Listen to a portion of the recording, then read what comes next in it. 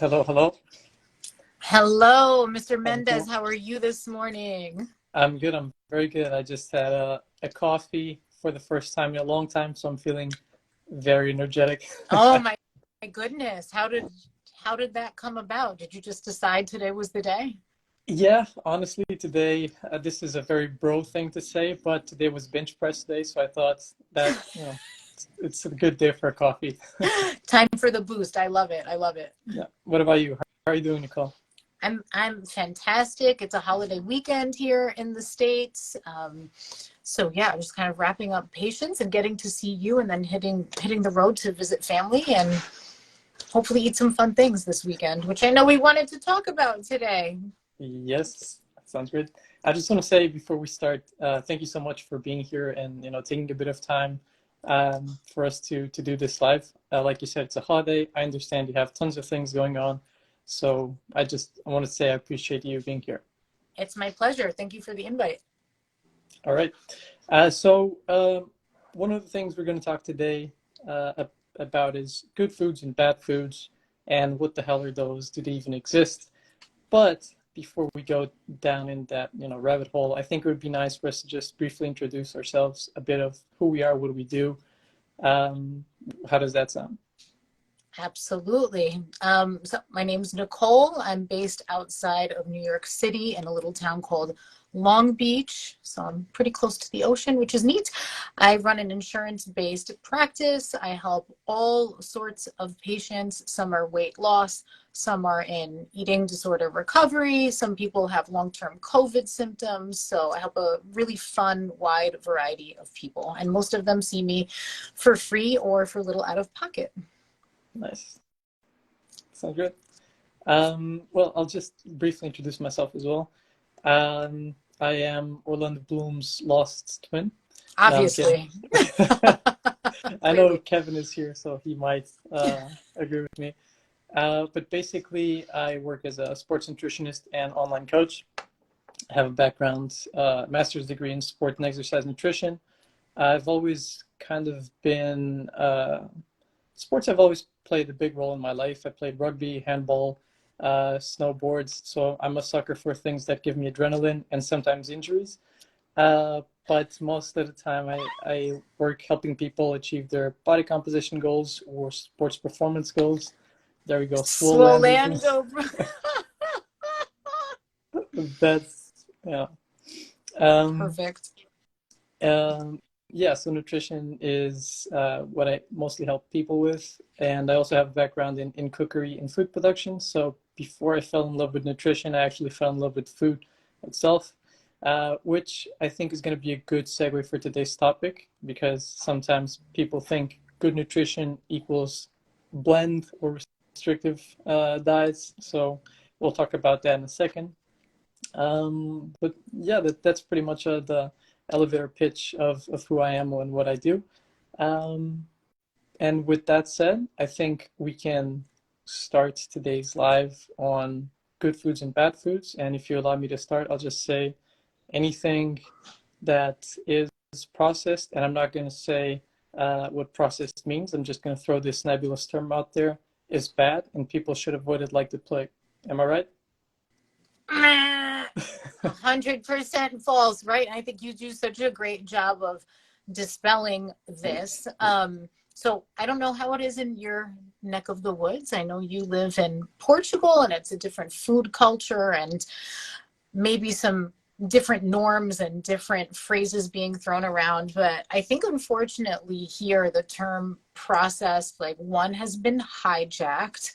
And I think it's been hijacked by marketing. And it's also really been used to make people feel bad about what they're eating when in reality, like one, like what is even processed? And there's different levels of processing, right?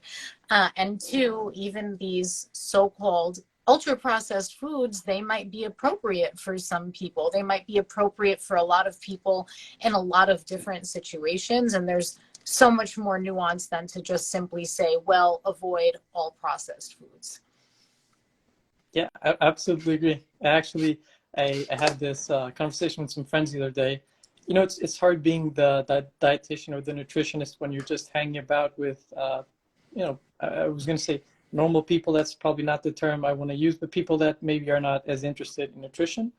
But mainly they were discussing the importance of processed foods, and it was just one of them was defending that everything that's processed is bad. So I just asked them, okay, what about an apple? If you chop an apple, put it, wrap it in plastic and sell it, is it processed? Mm. And they were like, I'm not sure. And I was like, yeah, technically it is a minimally processed food, but is it bad?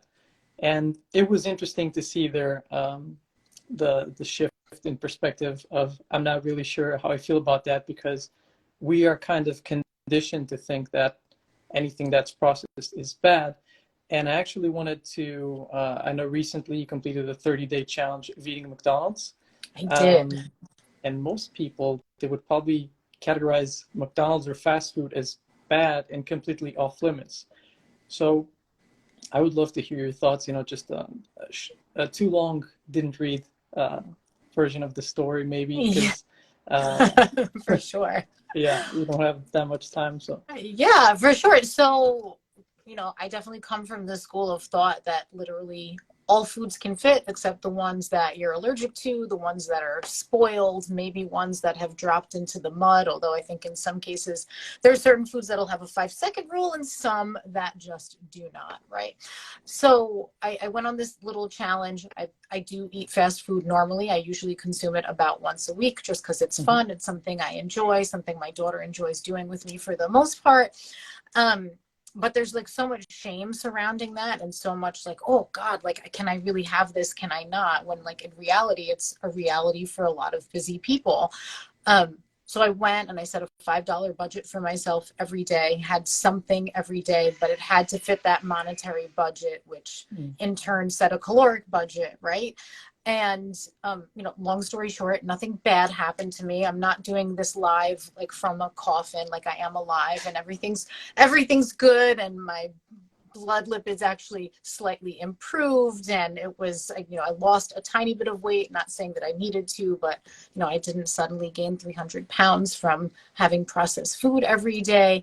So I think like even when we are talking in like those ultra processed terms, really depending on the context of the rest of your day, literally anything you want can fit. And I think utilizing some of those ultra processed foods might make the rest of your very nutrient dense day more palatable, right? Instead of like trying to white knuckle it through nutrient density 100% of the time.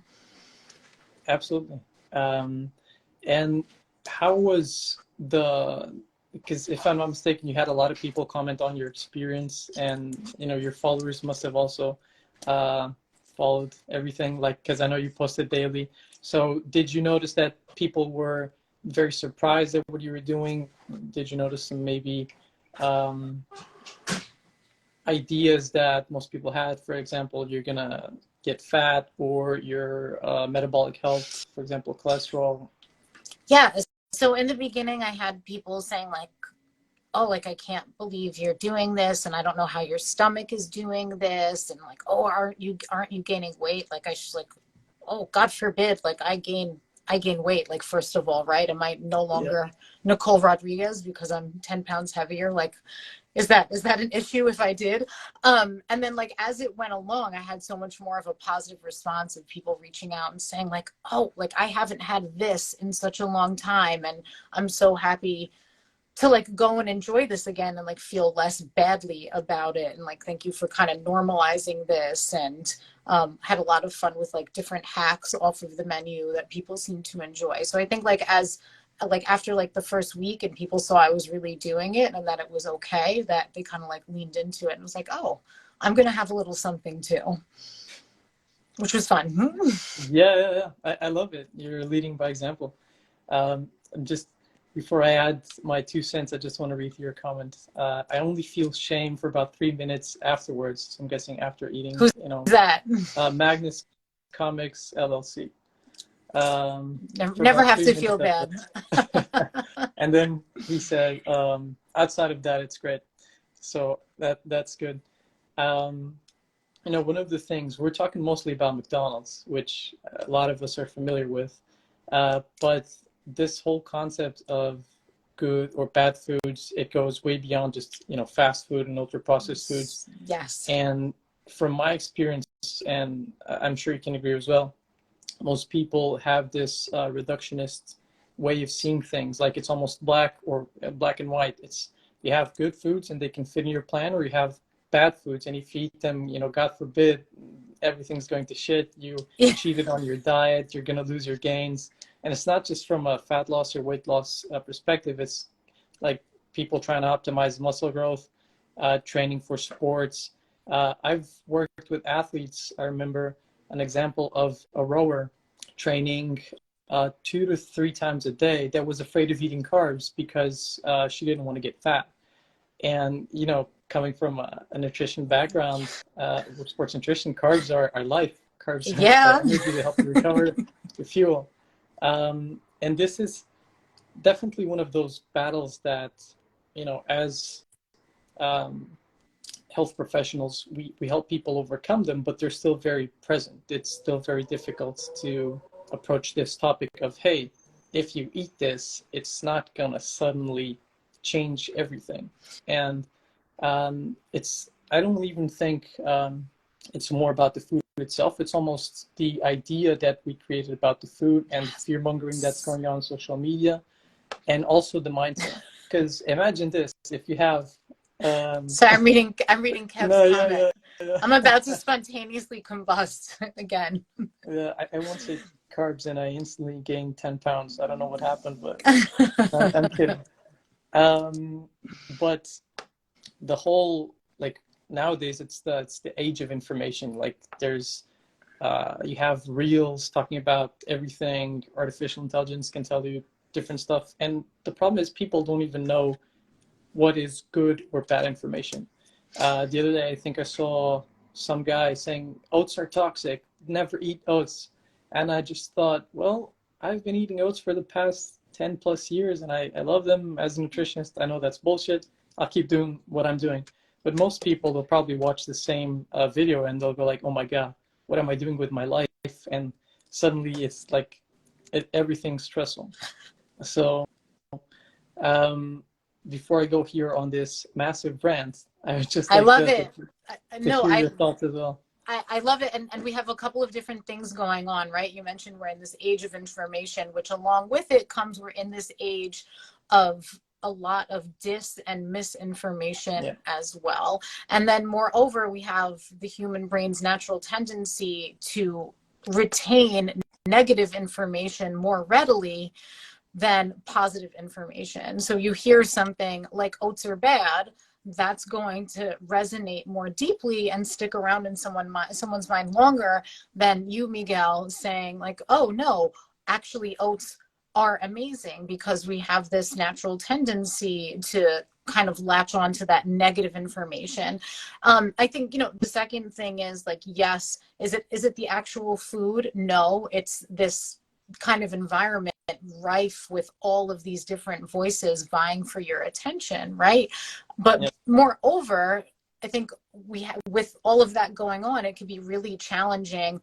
You mentioned black and white before. It's really challenging to settle in and commit to living in the gray. And I think doing that work, whether it's on your own or with a coach or a dietitian, it really is work to sort of block out a lot of this other information and focus on what actually works with your body, your lifestyle, your budget, your preferences, and all of these different things. It can't ever be as simple as, well, you can only eat this and you can never eat that.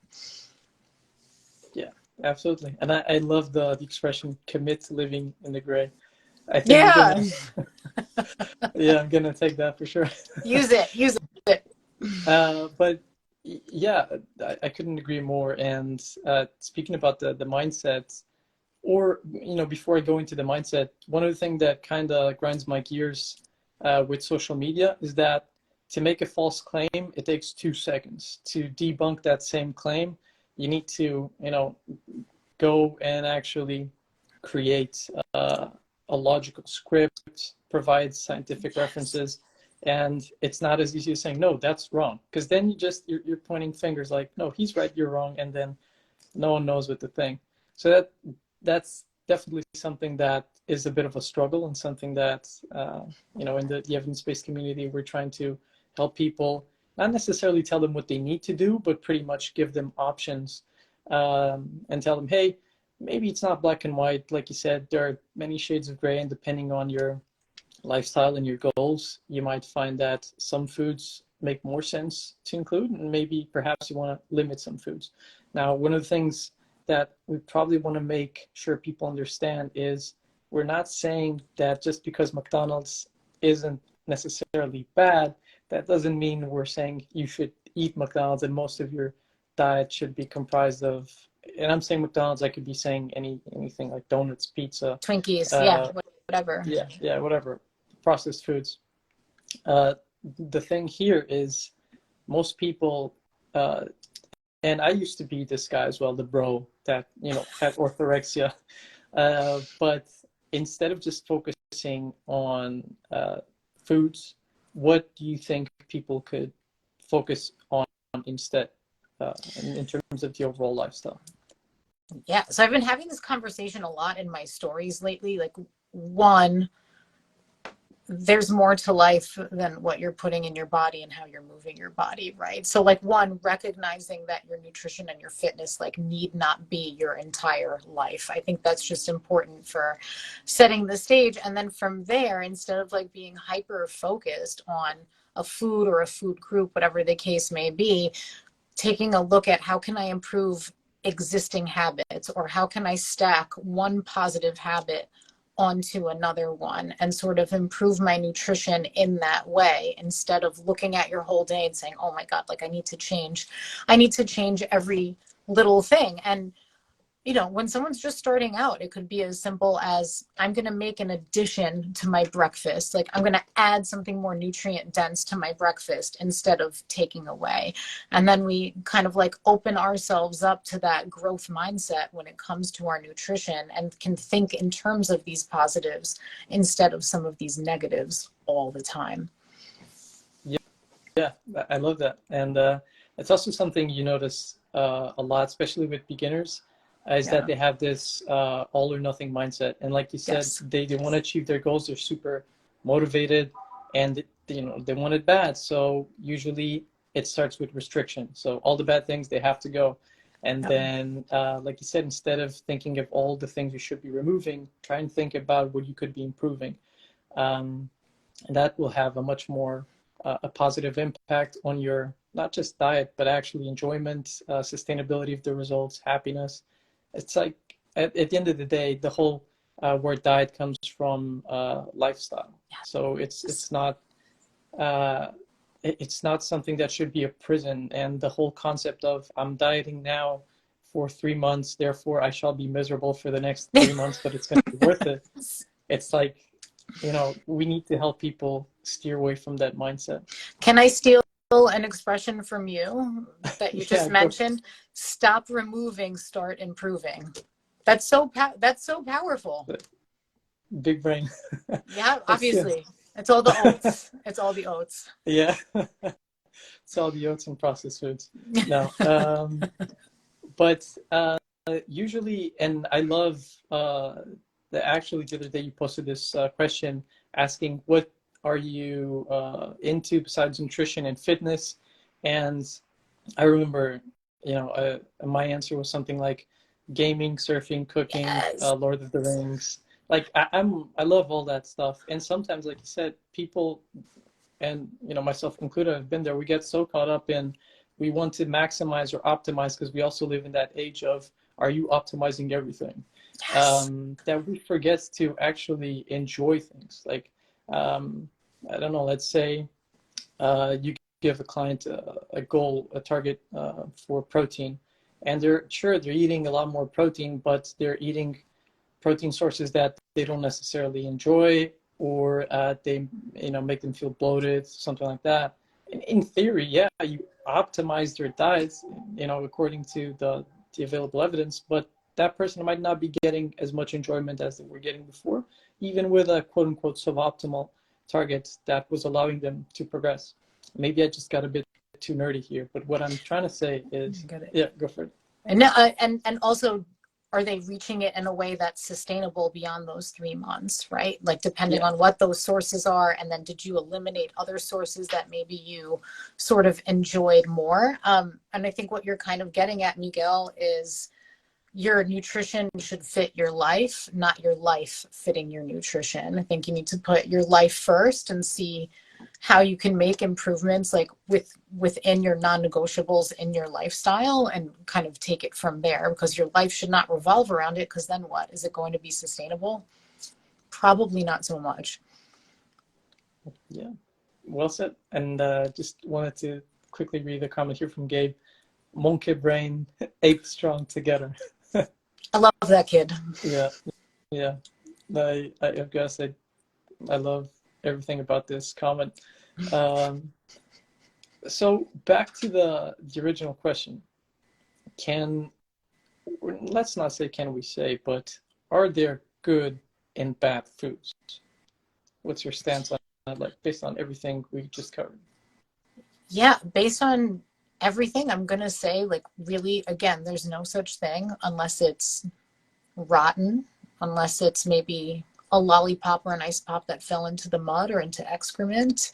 Um, if you're allergic to it, like that could be a problem. But I'm going to say, there is no such thing as good versus bad. And I think something else you kind of addressed in the beginning too, Miguel, is like, do those really, and I like to say nutrient dense instead of good. I like to say nutrient dense instead of healthy, because people are healthy, foods are nutritious, right? It's Yeah. like, I don't like to say healthy foods, but we can make a lot of those nutrient dense foods a lot more palatable in their preparation, which is something I know you have a background in, right? You don't have to just be eating like steamed broccoli and boiled chicken all the time. Like you can be doing things to enhance flavor. You could be utilizing certain cooking methods that also, enhance the bioavailability of some nutrients as well. So leaning into a little bit of prep, making that a little bit of a habit, even if you don't love to cook, finding little ways here and there, and can improve your enjoyment overall.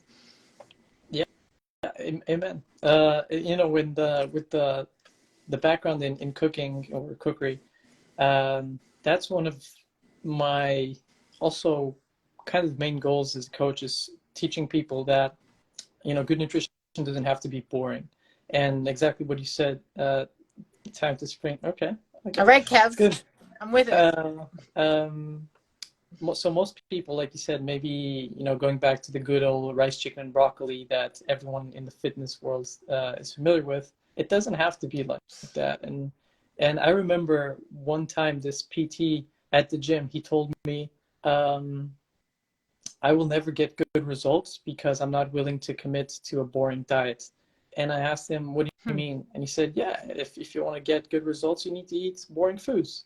And I remember that stuck with me, because I don't know if I've been doing something wrong, but I've been cooking my meals for the past maybe more than 15 years now, or even more. And, I haven't had any issues. And I'm not saying if I can do it, everyone can do it. Everyone's got different challenges for sure, but it doesn't have to be boring. And I absolutely love when I teach my clients new recipes, or just how to cook, how to add something as simple as, season your food, add herbs, add spices. And suddenly they're like, oh my God, I didn't know this could be, this tasty. And I'm like, yeah, it's tasty. It fits your goals. It's nutritious. You can add a bit of maybe, quote unquote, I'm not going to say bad. I'm just going to say a bit more processed foods, like a sauce. Usually you're going to say, hey, avoid sauces, or, you don't want to use foods that are highly palatable, because they could lead to overeating. But once you tell people, hey, this is fine, you can actually add a bit of this. And I'm going to take this from you, because I know you talk a lot about it. You can actually use a bit of these foods to help increase more intake of the nutritious foods, the nutrient-dense foods. Yeah. And I know you're a pro with that. So just reading here, cooking equals underrated skill for fitness goals. Absolutely. I agree. And sometimes it's just like having that permission to have that little bit of fun added in makes that whole meal that much more palatable. And when you make those nutrient dense meals actually crave worthy and something to look forward to, you're setting yourself up to make it a habit. You're setting yourself up to make it successful, as opposed to like, oh God, like I'd really rather like rip off my toenails and eat this meal again, right? That's not setting yourself up for success or for happiness or anything else like good down the road. So, and sometimes it's a matter of maybe like adding another color to your plate. Like, as cliche as that sounds, a little bit can go a long way in making things more appealing. Absolutely. And before we kind of wrap it up, I do have a question for you. So what is your favorite food? You know, Oh anything God, can. I know this is it's a really, tough question. I know I wasn't expecting that one. Can you give me a category? Okay. Like a meal category? Let's try something. First, something maybe most people would assume is bad or, you know, afraid of eating, and then something that most people would be like, okay, yeah, this is uh, a healthy food, and I'm not trying to. You Okay. just literally said there are no good or bad foods, and now I'm telling you, hey, can you give me an You example of both? pick one of those bad foods that you Yeah. that you really like. All right, so I will say I'm a huge fan of like a proper bacon cheeseburger with Russian dressing, lettuce, tomato. Like Mm. if it's a really, really good one, and I don't go out for them too often, but if it's a really, really good one, that's like, yeah, with a Diet Coke, and I'm super happy. As far as something more like nutrient dense that I really, really love to have, I don't do it too often, but I love to do my own like tuna poke bowl. Yeah. Like Yeah. so good, so easy, like a little bit on the pricier side depending where you live and your fishmonger, but I love to do that with edamame and like some pickled cucumbers, avocado, a little bit of sushi rice, maybe some nori on there, and I'm just like, so joyful. Yeah. What about you, Miguel? Well, I think for the, you know, the first category of maybe foods that people usually assume are bad or something like that, uh, I will say chocolate cake. But before you think, oh yeah, chocolate cake is very, you know, everyone loves chocolate cake. I'm not talking about any chocolate cake, and this is maybe there's an emotional component to it, but my mom has this like special family recipe that she makes where it's like the inside of the cake is gooey like a mousse, and the outside is like solid. So whenever you take a Sounds bite, magical. yeah, it's insane. Like I'll be honest, when she so my mom she lives in Mozambique, so sometimes she comes and visit for like 2 weeks or so. And when she does, I usually ask her, can you make the cake? Now the problem is, I usually end up eating half or almost the entire cake. I literally have to stop and think, bro, what are you actually doing right now with your life? Because it's really good. Now, does Uh, she leave you the whole cake like in your home? Like she brings this cake and then it's like for you? yeah, it's for me and my brother, but you know, I'll say most days I'm very I know that the world isn't going to end tomorrow, so I can just pace myself with the cake. Yes. But sometimes it's also very, again, I think there's probably an emotional component, and the cake is just like it's good, and it right off the oven, it has this like unique texture, and it's just it checks all the boxes, you know. It's a Like moment. It's not just the food, it's the moment, it's yeah, the yeah, experience. It's like your heart's in it. Hell yeah. yeah, absolutely, You eat that cake, Miguel. You eat that whole absolutely, cake when your yeah, mom yeah, brings it. yeah, I yeah. love it. And people forget about that as well, that food is way more than just, you know, nutrients Yes. and health, and that's a message worth talking about as well. And I will say now that the other category, it's very tough because I'm a sucker for like sushi, especially if I make it myself, or um, chicken. But okay, so my friends call me El Pollero, so the chicken. Yeah, yeah, yeah. For those of you that don't understand Spanish, I love it's like the chicken man or the chicken master. So they call me that because whatever, like if I'm cooking chicken, it doesn't matter if it's roasted, stewed, stir fried. It's my favorite protein ever since I was a kid. Like KFC, KFC, I love KFC. But Who doesn't? Yeah. I make this banger roast chicken, and honestly, like that one just blows my mind. And yeah, I'll go with that. Chocolate cake and roast chicken. Those two are, What a um, meal. What a yeah. meal. Sometimes I do have both in the Why same meal. not? So yeah. But yeah, I think it's just to kind of, wrap things up. I think it's very important to um, people understand that good and bad foods aren't really a thing.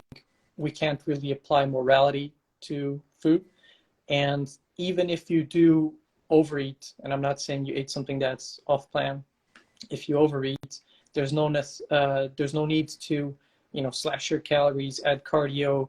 Um, the world's not going to end. Most people have this all or nothing mentality that either you're on plan or you're off plan. And like you said, you need to commit to living in the gray. You need to understand that Yes. it's a spectrum. It doesn't have to be black or white. So I would just say, I think this was a fantastic live covering, good and bad foods. And is there anything else you would like to add before we wrap it up? I want to say thank you so much for having me. I so appreciate it. And I hope like maybe everyone watches this and feels a little calmer about some choices, and you don't need to go into that panic mode, right? You don't need to panic if you eat chocolate cake. No, no need for you. Don't panic. Just enjoy it. Okay, thank you. Because I was already freaking out right now. Okay. All right. Well, thank you. Thanks so much for having me. yeah, thank you.